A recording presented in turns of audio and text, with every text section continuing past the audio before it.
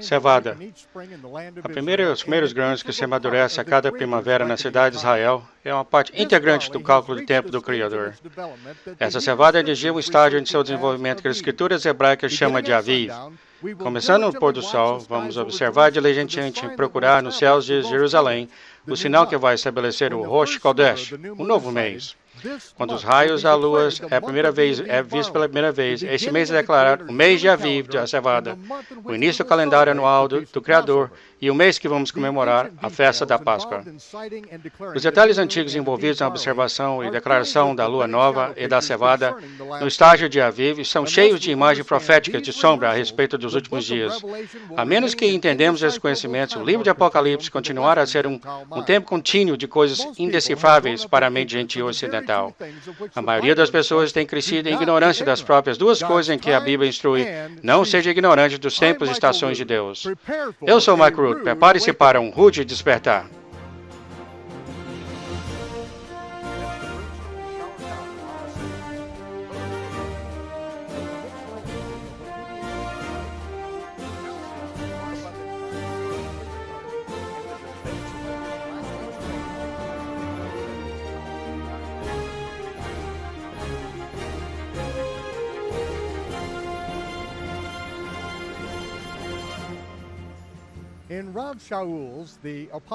Shaul, o apóstolo Paulo, falou em sua primeira carta aos seguidores de Yeshua, na cidade de Tessalônica. Ele escreve: meus irmãos, acerca dos tempos e das estações, não necessitais de que eu vos escrevas.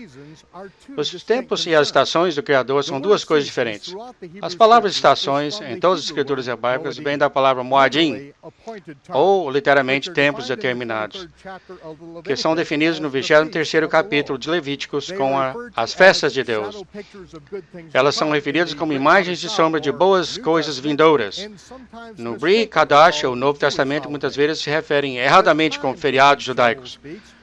Os tempos dos quais Shaul fala se refere à contagem de tempo do Criador, que está claramente definido nas escrituras hebraicas. Mas por que Shaul falou que não havia necessidade nenhuma dessas instruções? Muitos seguidores do Messias do primeiro século usavam o calendário do Criador e desde a juventude foram instruídos sobre a festa do Senhor. Mas no momento em que a carta de Shaul foi escrita, ninguém podia imaginar que, no futuro, todo mundo seguiria um calendário pagão. Mas 2000 anos atrás, Roma dominava o mundo e o Império começou a forçar o seu calendário e seus deuses sobre o povo que eles conquistaram. 50 anos após que Saul escreveu aquelas palavras, o general romano Tito destruiu o templo e a cidade de Jerusalém, que logo foi renomeado Capitolina. Naquela época, tudo que era judaico foi destruído e Roma construiu templos aos seus deuses sobre as ruínas. Mas eles não foram capazes de destruir a fé que permaneceu em diversos judeus, como o Deus de Abraão, Isaac e Jacob, no Messias. E o Messias. Todos os judeus acreditavam que o Messias viria e dezenas de milhares de judeus, incluindo um grande número de sacerdotes, acreditavam que ele já tinha vindo e tinha predito a destruição do templo. 300 anos depois que Shaul escreveu essas palavras, o imperador Constantino instituiu um plano para absorver os seguidores do Messias judeus para entregar na sociedade romana. Ele desenvolveu um novo sistema religioso que até mesmo os adoradores do rei Deus Sol iriam achar intolerável. Primeiro, Constantino proibiu qualquer coisa judaica em sua nova religião e começou a construir um novo Jesus, um Messias paganizado que seria completamente aceitável para os pagãos. Em seguida, ele incorporou todos os detalhes de adoração do Deus Sol pagão para esta nova religião e nomeou-se Pontifex Maximus, o título do sumo sacerdote do paganismo.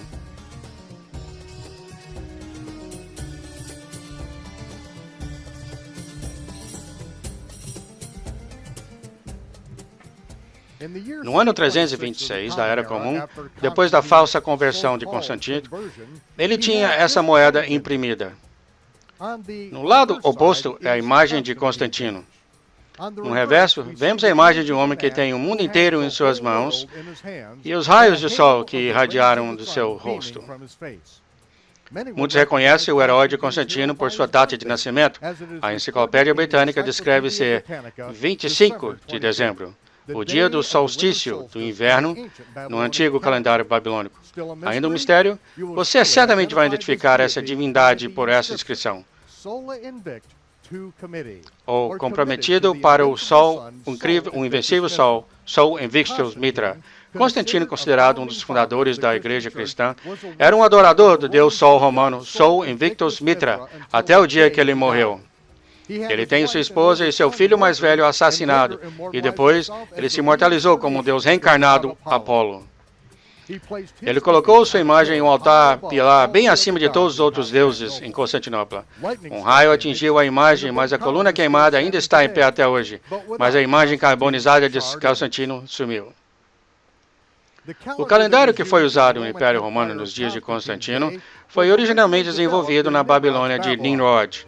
O calendário solar foi adaptado por Júlio César, atualizado pelo Papa Gregório há menos de 500 anos atrás, e tornou-se o método estabelecido para o cálculo do tempo no mundo do comércio internacional. O calendário gregoriano começa cada dia, semana e mês e ano em um ponto arbitrário no tempo que foi fabricado por aqueles que eram ignorantes do relógio do tempo do Criador. Para entender o calendário de tempo do Criador e suas estações ou festivais, devemos fazer essa pergunta: quando é que o dia começa? No registro das escrituras hebraicas, e o povo judeu tem observado fielmente até que o dia começa no pôr do sol, e não na hora criada pelo homem de 12 horas até a meia-noite. A semana começa ao pôr do sol no final do sétimo dia, o fim do sábado. O único dia da semana que é nomeado na Bíblia. Todos os outros dias são números. Quando o sol se põe no final do sábado, é o primeiro dia da semana. Nós lemos no livro de Atos dos Apóstolos Judeus que os discípulos se reuniram cedo no primeiro dia da semana para partir o pão. Eles não se levantam cedo na manhã de domingo para um café de manhã de presuntos e ovos. Eles fizeram o que ainda fazemos na terra de Israel. Quando o sol começa a levantar, a descer no final do sábado, reunimos com outras pessoas em nossas casas para compartilhar uma refeição com outras pessoas da comunidade. Nós chamamos de terceira refeição do sábado. Todo mundo vem com algo para compartilhar, comida, um salmo, um ensinamento ou uma revelação das Escrituras. Quando o sol se põe e cedo o primeiro dia da semana. E a reunião muitas vezes continua até altas horas da manhã. Foi depois dessa terceira refeição do Shabat que Saul começou a ensinar, e cerca de meia-noite, um jovem com um sono caiu da janela do terceiro andar. Agora é comumente ensinado entre os gentios que Saul ensinou por 18 horas, desde 6 horas da manhã até o nascer do sol do domingo. Isso é um absurdo. Vamos considerar a escritura à luz da cultura que foi escrita. Após a terceira refeição de Shabat, bem cedo no primeiro dia da semana, o menino adormeceu durante o sermão longo de Saul e caiu para sua morte. Shaul, sendo um pouco responsável pela morte do rapaz, orou por ele e ele foi ressuscitado dentre os mortos. Ninguém podia dormir então. Então assim eles continuaram até amanhecer, onde Shaul saiu para o seu barco e em seguida todo mundo foi trabalhar como de costume. No primeiro dia da semana de trabalho, que era conhecido nas culturas pagãs como o dia do sol, domingo. Naquela manhã, no primeiro dia da semana, não na segunda-feira, Shaul e seus amigos partiu para sua própria aventura. Era a prática padrão de viagens que me permitia o máximo de tempo possível, um total de 6 dias, para chegar ao seu destino antes que o próximo sábado aconteceria. Se nós não entendemos o cálculo do tempo do Criador, poderemos ficar confusos com as Escrituras toda a nossa vida.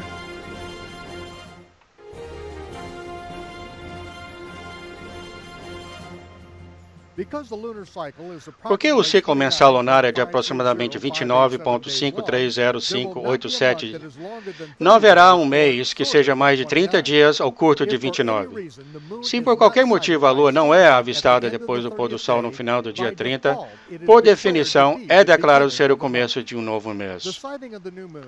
A observação da Lua nova, que determina o Rosh Chodesh, o começo do mês, é um evento que deve ocorrer na terra de Israel dentro de um limite de uma caminhada da cidade de Jerusalém. Jerusalém é o lugar a partir do qual o ciclo do calendário anual e mensal deve ser determinado por aqueles que foram confiados, os filhos de Israel, e não matemáticos babilônicos. Quando a lua desaparece no final de cada mês, todos começam a observar um pouco acima do Oriente ocidental, os primeiros raios da lua nova. Quando é avistada, os homens correm para o monte do templo para certificar o que eles viram. As primeiras testemunhas normalmente chegam à noite, mas os portões do templo foram fechados ao entardecer. Eles ficam na porta e chamam o guarda do templo. Temos avistado a lua nova. O guarda do templo verifica se pelo menos 2 testemunhas estão presentes antes dele chamar os membros do Sinédrio, o órgão judicial de Israel.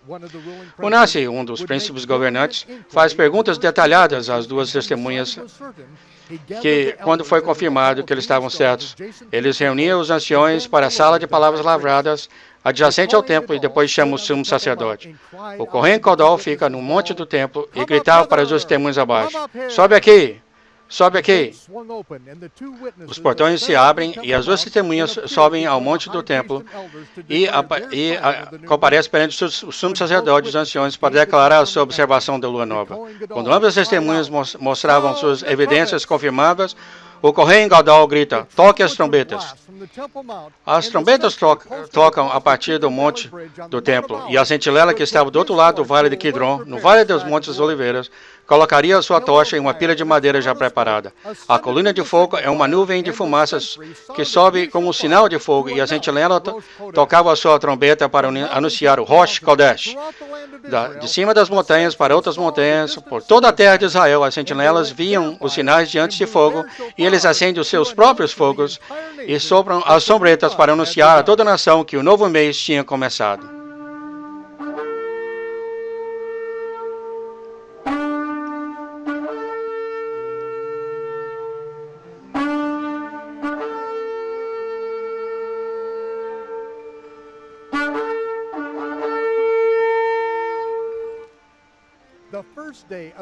O primeiro dia do 7º mês é especialmente significativo. No momento em que as trombetas soam, ele inicia o sábado santo do dia das trombetas, Yom Teruah. Todo o trabalho e comércio fica suspenso imediatamente, e todos correm para as suas casas e se trocam colocando roupas limpíssimas de linho branco para o festival. Se você não se preparou comprando alimentos e suas roupas com antecedência, você seria deixado para trás e tirado de fora da celebração. O dia de trombetas ocorre a cada ano em um dia e hora que ninguém conhece. Os homens estão no campo colhendo e as mulheres trabalhando no processamento da colheita até no momento em que a trombeta soa. Agora você está começando a entender as palavras do Messias no Evangelho de Mateus e a importância das 2 testemunhas no capítulo 11 de Apocalipse. Por 3,5 anos e meio, 2 testemunhas testemunharam contra a ocupação da nova ordem mundial de Israel e depois eles são executados. Por 3 dias e meio, seus corpos mortos deitaram nas ruas de Jerusalém. Mas no meio de um terremoto, eles sobem aos seus pés e dos portais do céu, a voz do sumo sacerdote clama alto: "Sobe aqui! Sobe aqui!" As 2 testemunhas sobem através das portas do céu e aparecem perante o sumo sacerdote e a corte celestial para declarar que viram as primeiras faixas de luz da lua nova. O Kohen Gadol, o próprio Messias, clama: "Soa as trombetas!" E os anjos respondem: "Agora é a hora dos justos mortos serem ressuscitados e os seus servos e profetas serem recompensados. E ele destruirá aqueles que destroem a terra." É o cumprimento do Yom Teruah, o dia do despertar das trombetas.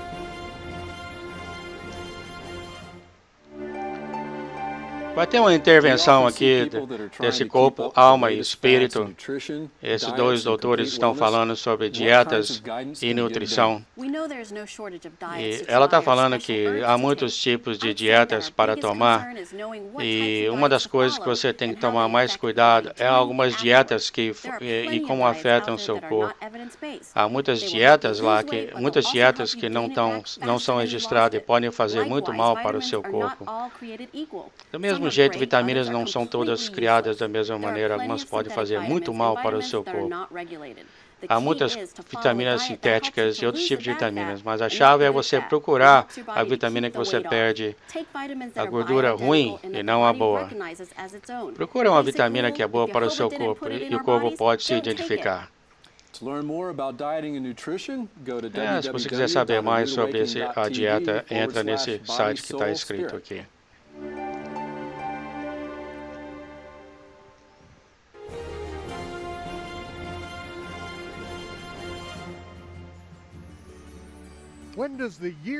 Quando é que o ano começa no calendário do Criador?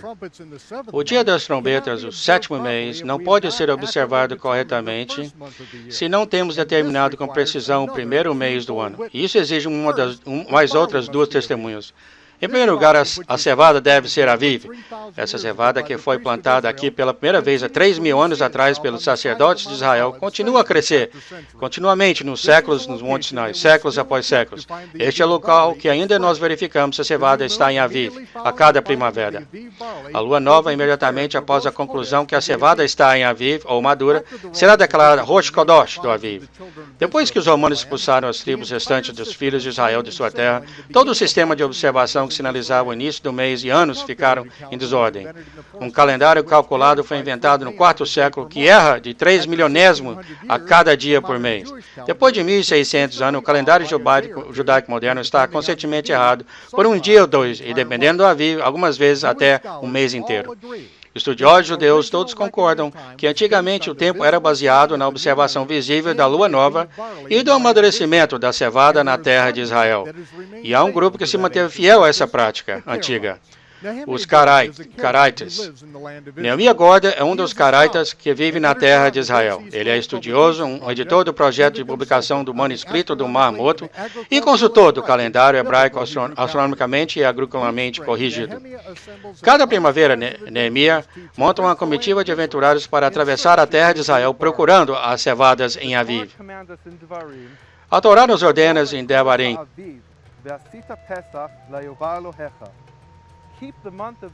guarde o mês de Abib e celebra a Páscoa ao Senhor teu Deus. Deuteronômio 16:1. Temos também se instruídos em Shemot. 7 dias comerás pães ázimos com o tema de ordenado ao tempo designado do mês de Abib, porque o mês de Abib saíram da terra do Egito. Somos ordenados para observar Shag Hamatzot, a festa dos pães ázimos no mês de Abib. O termo Aviv é uma palavra agrícola antiga hebraica. O 9º capítulo de Shemot fala que a cevada no Egito foi destruída pelas chuvas de gelo, porque a cevada já estava na espiga, de acordo com os tradutores de João Almeida, mas em hebraico porque a cevada estava em Aviv. Assim a questão permanece: o que é a cevada em Aviv? A Bíblia hebraica nos dá 3 pistas quanto ao significativo do termo Aviv. O primeiro indício está em Vaikra, que diz que no Aviv, espigas verdes tostadas ao fogo foi oferecida como uma das ofertas primícias. Para identificar o significado de Aviv, realizamos um teste simples para determinar em que fase de amadurecimento a cevada está e que pode ser ressecada no fogo, mesmo assim produzir alimentos. Testes mostram que as espigas muitas vezes simplesmente evaporam no calor do fogo. A segunda pista encontrada em Shemot nos informa que a praga de Sarai, ou chuva de gelo, no Egito, destruiu a colheita de cevada porque a cevada já estava em Aviv. Enquanto o trigo e o centeio não foram danificados porque eles ainda estavam muito verdes, esse termo é chamado dark. Como os grãos amadurecem, eles se tornam mais leves e mais frágeis. O termo Aviv refere-se a um estado de amadurecimento da cevada, na qual ela se torna de cor branca e frágil o suficiente para ser destruída pela chuva de gelo. Um simples teste de chuva de gelo nos ajuda a saber a que ponto a cevada está no Aviv. A terceira pista encontrada em Vaikra ensina que o molho da oferta de movimento trazida durante a festa dos pães ázimos tem que vir do primeiro molho das primícias de colheita. Devarim esclarece ainda mais que o molho ou cevada da oferta de movimento é para ser traduzido quando a foice está preparada para cortar o grão. Essas 3 testemunhas apontam para o mesmo estágio de maturidade. Quando as sementes estão firmes, com queijo de pasta como queijo de pasta mole, eles produzem grãos prontos para moer. As folhas estão frágeis o suficiente que podem ser danificadas ao ser atingidas pelo gelo, e o grão está pronto para a colheita em cerca de 2 semanas. Nos tempos antigos, todos os judeus observavam fielmente o mês que a cevada entra em Aviv. Isso foi feito inspecionando as lavouras de cevada na terra de Israel no final do mês 12. O livro de Teharim, Salmos, menciona as canções dos passos, às vezes traduzidos como salmos de degraus. Foi nesses mesmos degraus que levam para o templo sagrado, que o tribunal de Aviv se reunia para examinar a amostra de cevada e a considerar se eles atingiram o estágio de amadurecimento conhecido como Aviv. Se verificado que a cevada está em Aviv, a próxima lua nova seria declarada, o mês do Aviv. No entanto, se a cevada não estiver preparada o suficiente, um anúncio será enviado a todo mundo que um terceiro mês seria adicionado ao ano. Essa era a prática no momento do segundo templo. Um registro antigo mostra um anúncio real de Aviv sendo emitido pelo líder fariseu Gamaliel. Gamaliel era o mesmo mestre do Shaul.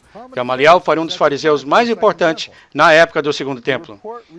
O relatório diz: Gamaliel estava sentado nos degraus do monte do templo e instruiu seu escriba Yonan a escrever para os irmãos exilados na Babilônia e para aqueles de Medes e todos os filhos exilados de Israel, dizendo: seja a sua boa paz contínua para sempre. Nós gostaríamos de informá-los de que o amadurecimento do Aviv ainda não chegou. Parece aconselhável para mim e meus colegas adicionar mais um mês para este ano. Mesmo após a tradução do tempo, todo Israel continuou a seguir o verdadeiro calendário bíblico, usando o Aviv e a Lua Nova para determinar o tempo comandado por Deus. Mas isso mudou em 359 da Era Comum. Nessa época, o fariseu Eliel II inventou um calendário pré-calculado de substituir o calendário de Deus, usando uma matemática antiga da Babilônia. Eliel estabeleceu um ciclo de 19 anos, e em cada 7 anos receberiam um 13º mês. Esse ciclo inventado mantinha a Páscoa mais ou menos no mesmo tempo correto, mas não necessariamente no mês de Aviv. Estas e outras invenções fariseicas eventualmente dividiram os judeus em dois grupos, os caraitas e os rabinos. Naimia, qual o significado de caraitas? Caraitas vem da palavra hebraica kará, que significa escritura em hebreu, algumas vezes chamadas de Antigo Testamento. O nome caraitas literalmente significa escrituras hebraicas.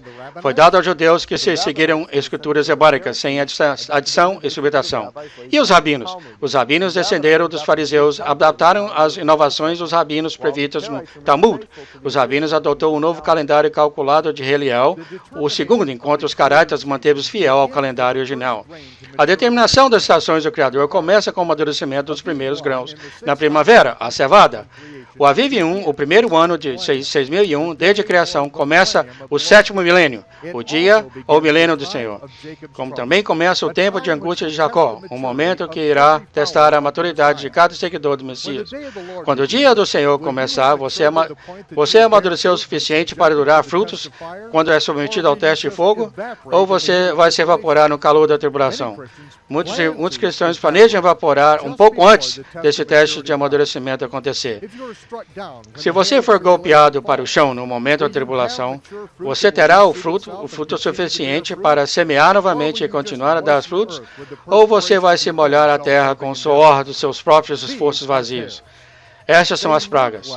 Elas não parecem com a cevada. Enquanto elas estão crescendo, você não consegue separá-las. Mas na época da colheita, você vai conhecê-los pelos seus frutos. A praga fica em pé. Elas nunca baixam suas cabeças. Elas não têm nenhuma fruta para mostrar todos os seus nutrientes que eles consomem. E assim como o resto das pragas colhidas, elas serão queimadas como lixo no final da colheita. Mas não arranca eles prematuramente. Você vai acidentalmente cometer o erro de destruir a verdadeira cevada, que talvez pode estar um pouco atrasada em seu amadurecimento.